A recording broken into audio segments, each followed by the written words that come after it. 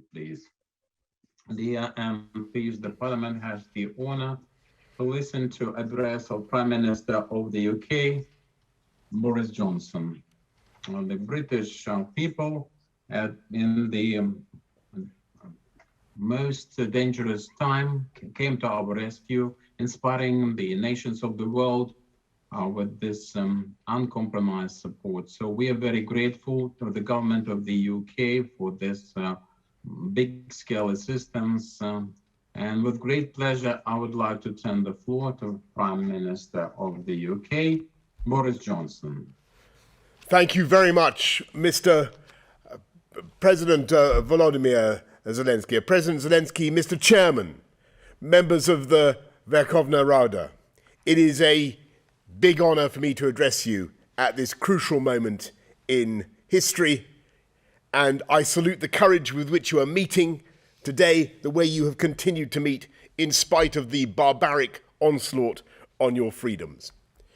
Day after day, missiles and bombs continue to rain on the innocent people of Ukraine. And in the south and the east of your wonderful country, Putin continues with his grotesque and illegal campaign to take and hold Ukrainian soil.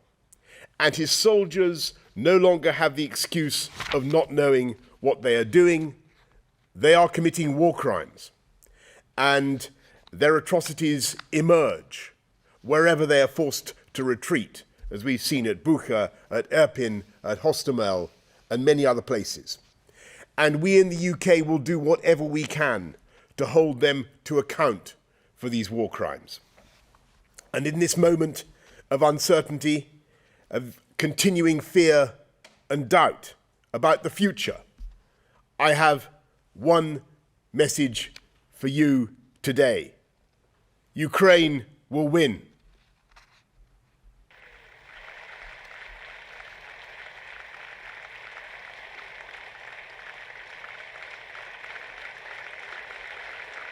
Ukraine will be free. And I'll tell you why I believe you will succeed, dear members of the Rada. When they came to me last year and they said that there was now overwhelming evidence that Putin was planning an invasion, and we could see his battalion tactical groups, well over 100 of them, gathering on the border, I remember a sense of horror, but also of puzzlement, because I'd been to Kyiv on previous visits, and I think I'd met some of you, and I'd stood in the Maidan, and I'd seen the tributes to those who had given their lives to protect Ukraine against Russian aggression. And I've wandered the lovely streets of your capital, and I've seen enough about Ukrainian freedom to know that the Kremlin was making a fundamental miscalculation, a terrible mistake. And I told everybody I knew, anybody who would listen, that Ukraine would fight and Ukraine would be right. And yet there were some who believed the Kremlin propaganda, that Russian armor would be like an irresistible force going like a knife through butter and Kyiv would fall in days. Do you remember they said that? And people rang Volodymyr and they offered him safe passage out of the country. And he said, no thanks. And they said that this Rada of yours would have to be reformed outside Ukraine, maybe even in Poland or in London perhaps. And I refused to believe it. And today you have proved them completely wrong. Every one of those military experts who said that Ukraine would fall. And your farmers kidnapped Russian tanks with their tractors. Your pensioners stood up in the road and told Russian soldiers to hop it, as we say, or they may have used more colorful language than that. And even in the parts of Ukraine that were temporarily captured, your populations, your indomitable populations, turned out to protest day after day. And though your soldiers were always outnumbered, 3-1 it is now, they fought with the courage and the energy of lions. And you've beaten them back from Kyiv you have exploded the myth of Putin's invincibility. And you've written one of the most glorious chapters in military history and in the life of your country. The so-called irresistible force of Putin's war machine has broken on the immovable object of Ukrainian patriotism and love of country. This is Ukraine's finest hour, that will be remembered and recounted for generations to come. Your children and your grandchildren will say that Ukrainians taught the world that the brute force of an aggressor counts for nothing against the moral force of a people determined to be free. They will say that Ukrainians proved by their tenacity and sacrifice that guns and tanks cannot suppress a nation fighting for its independence. And that is why I believe and I know that Ukraine will win. You've proved the old saying. It's not the size of the dog in the fight, it's the size of the fight in the dog. And, which is an old English saying, I don't know how well that translates into Ukrainian, but you get what I'm trying to say. And as you turned the Russian army back from the gates of Kyiv, you not only accomplished one of the greatest feats of arms of the 21st century, you achieved something deeper and perhaps equally significant. You exposed the historic folly that Putin has made. When a leader rules by fear, and when he rigs his elections, and when he jails his critics, and he refuses to have a free media, and he listens just to sycophants, and when there's no limits on his power, that is when he makes catastrophic mistakes. And it's precisely because we understand this danger in Britain and in Ukraine, and precisely because we are democracies, and that we have a free media, the rule of law, free elections, robust parliaments, such as your own, we know that these are the best protections against the perils of arbitrary power. And when an autocrat deliberately destroys those institutions, he might look as though he's strong, and some people might even believe it, but he's sowing the seeds of catastrophe for himself and for his country, because there will be nothing to prevent him committing another terrible mistake. Putin's mistake was to invade Ukraine, and the carcasses of Russian armor littering your fields and streets are monuments not only to his folly, but to the dangers of autocracy itself. And what he has done is an advertisement for democracy. On a day when Putin thought he would be in charge of Kyiv, I had the honor of being able to visit your wonderful city, and I saw the defiance of the people of Ukraine. And I know so much about the terrible price that Ukrainians have paid and are paying for your heroism. Today, at least one Ukrainian in every 4 has been driven from their homes. 2/3 of all Ukrainian children are now refugees, whether inside the country or elsewhere. So no outsider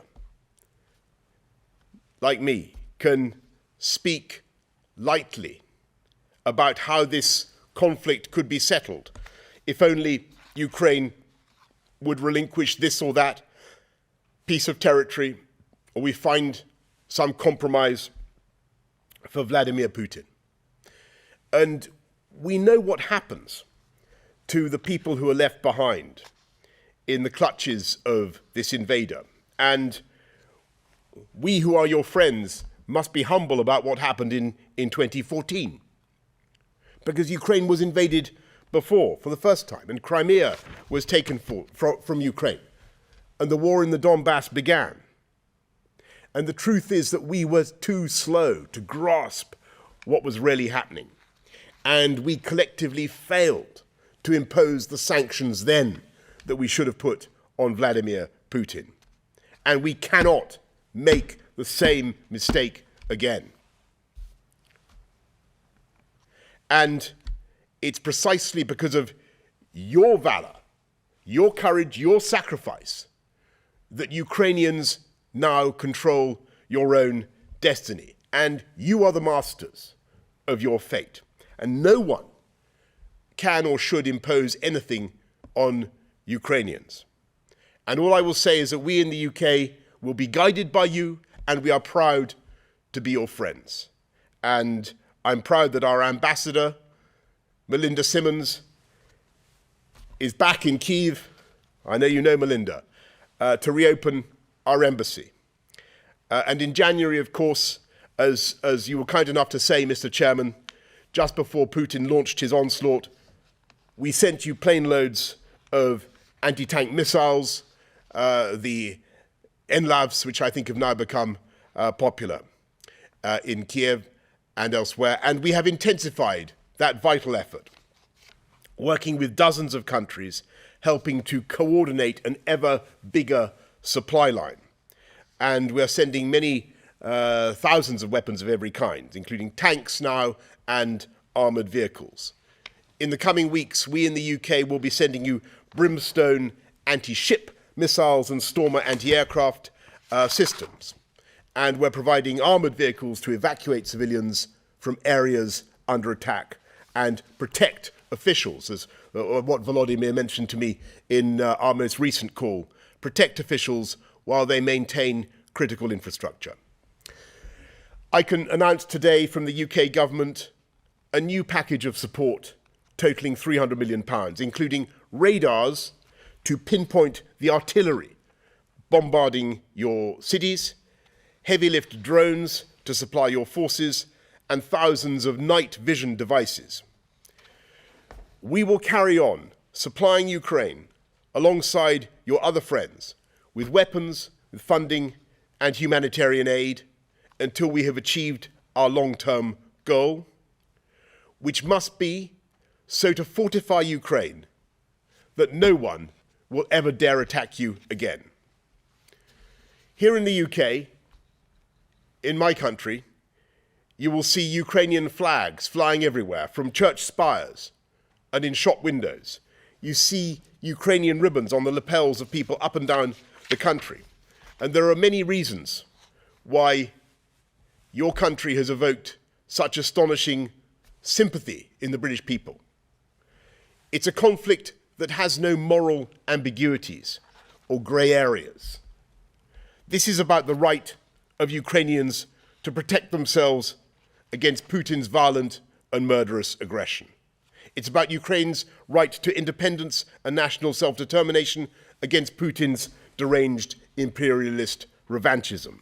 It's about Ukrainian democracy against Putin's tyranny. It's about freedom versus oppression. It's about right versus wrong. It's about good versus evil. And that is why Ukraine must win. And when we look at the heroism of the Ukrainian people and the bravery of your leader, Volodymyr Zelensky, we know that Ukraine will win. And we in the UK will do everything we can to restore a free, sovereign, and independent Ukraine. Thank you all very much for listening to me today, and Slava Ukraini. Thank you.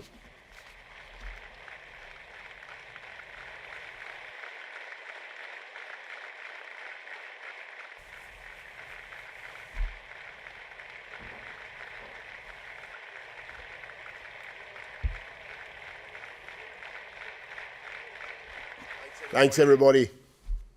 Good luck. We're with you.